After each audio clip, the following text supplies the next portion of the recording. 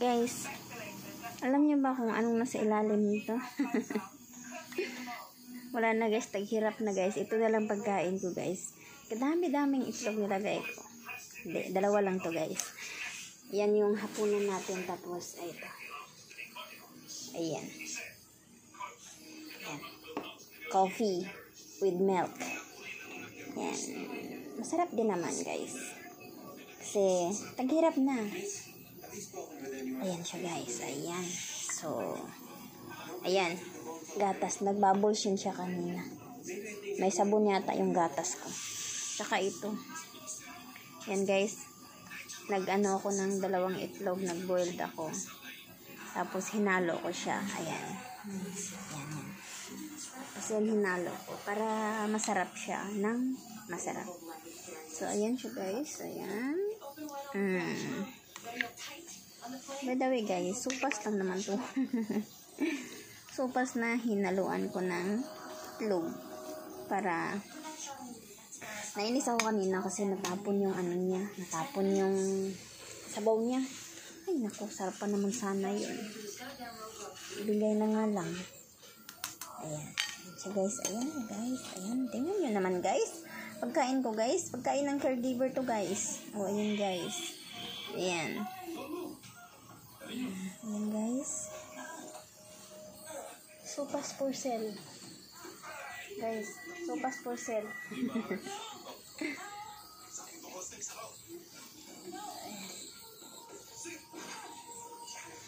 Ayan.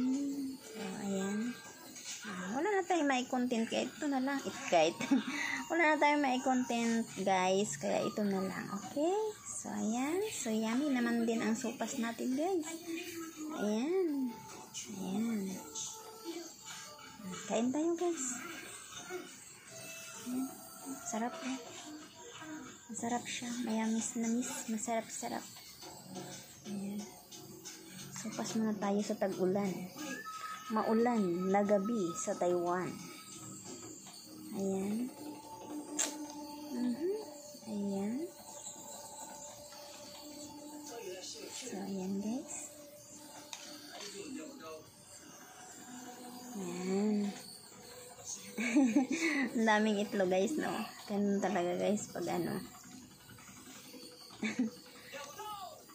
Medyo matagal-tagal na rin ako hindi nakakain ng itlog. Ayan, may isang laman siya guys.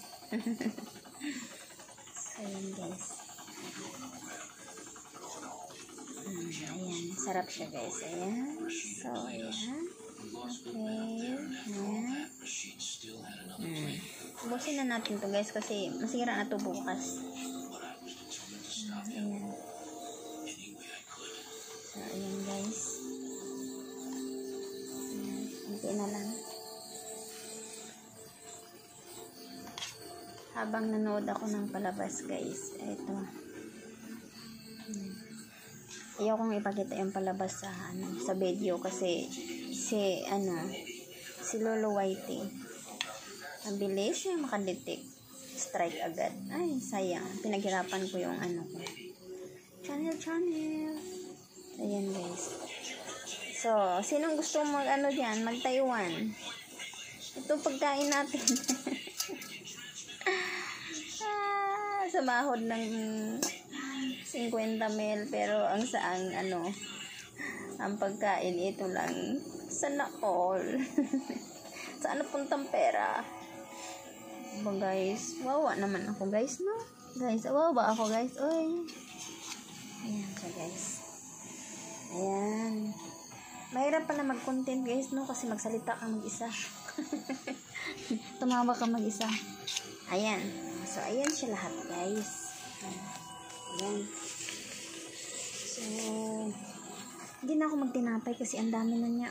Gusto ko sana magtinapay ng sliced bread. Pero, hindi na kasi ang dami na. Yan. Sopas is the vitamins in your saan nga ba to vitamins? Sa tiyan. In your stomach. For making busog-busog. Diba? Diba guys? Habang ang pasyente natin is nakahuwatan.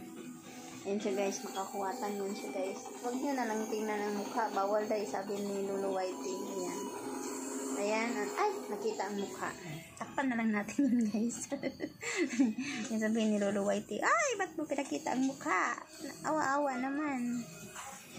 So, ayan siya guys. Masarap siya guys. Kasi itong gatas natin, baka lamig na to. Lamig na. Hindi na to masarap.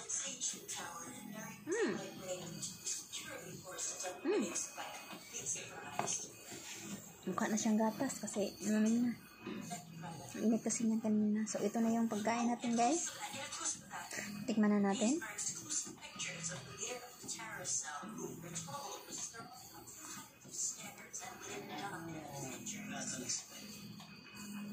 Ito guys. Harap. Harap guys.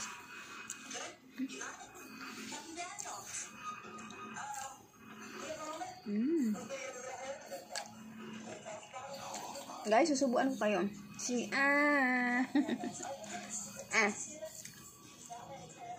Tanga na guys. Nangawit na ako. Ayaw mo, ako na lang.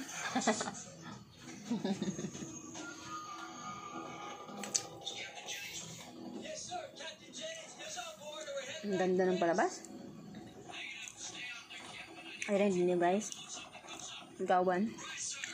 Ang harap guys.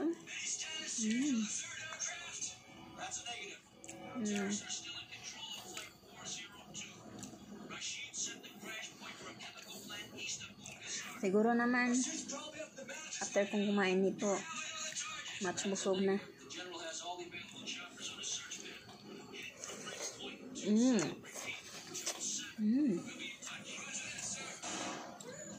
Harap.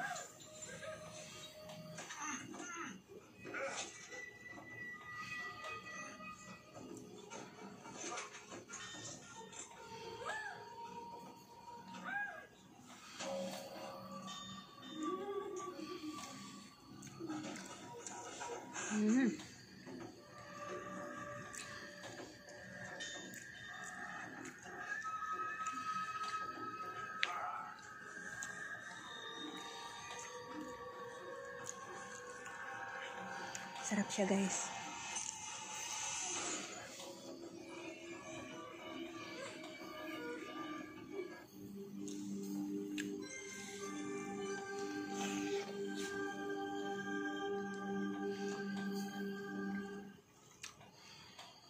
From one hotel room to another one.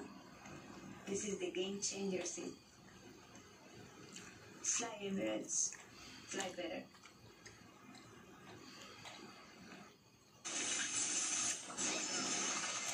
Yummy.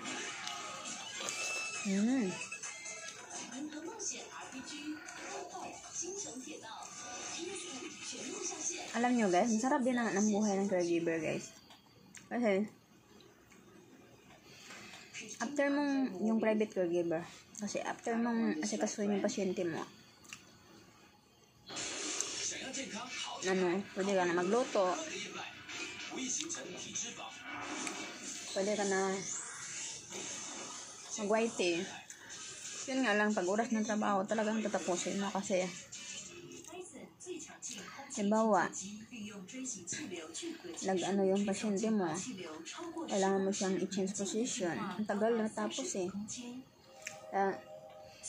tapusin mo talaga yun. Hindi pwedeng trabaho konti tapos whitey, trabaho konti tapos whitey, hindi. Kailangan bitawan mo talaga yung cellphone mo.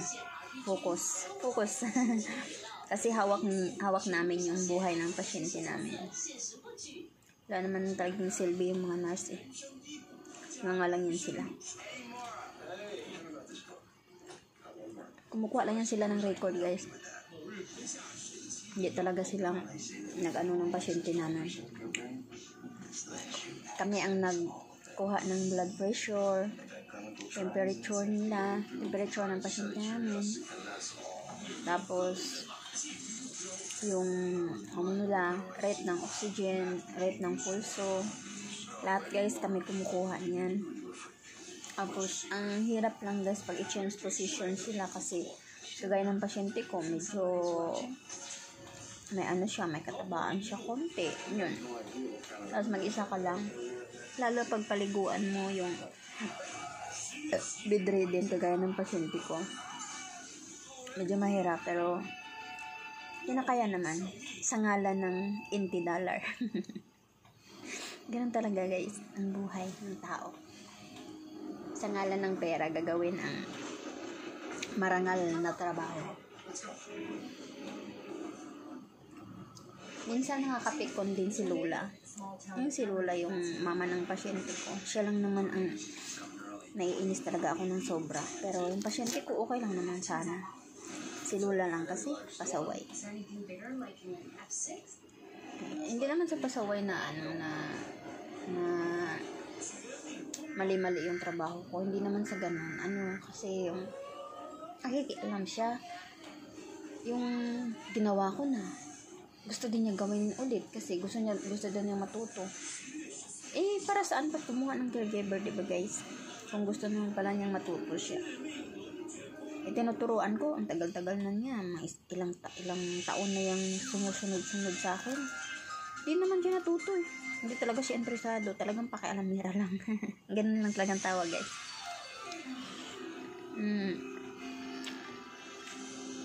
Ano yun sa kanya?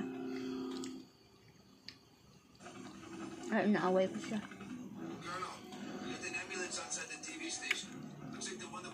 Pag inaaway ko siya, affected din yung pasyente ko heart.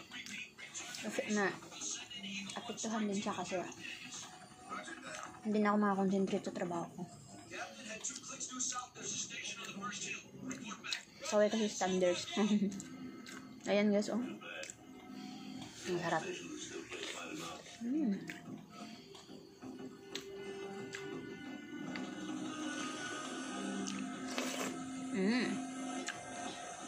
Harap guys.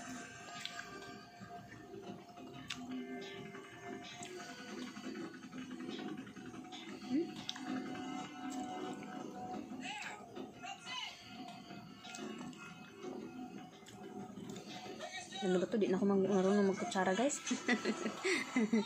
Ayan siya guys. Sarap.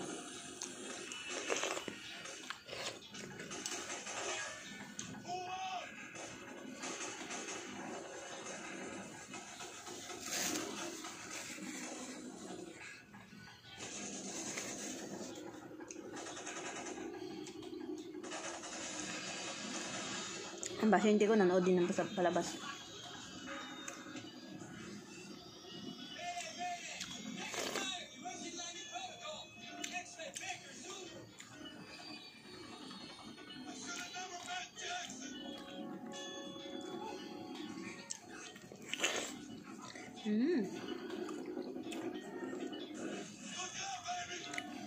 Sarap.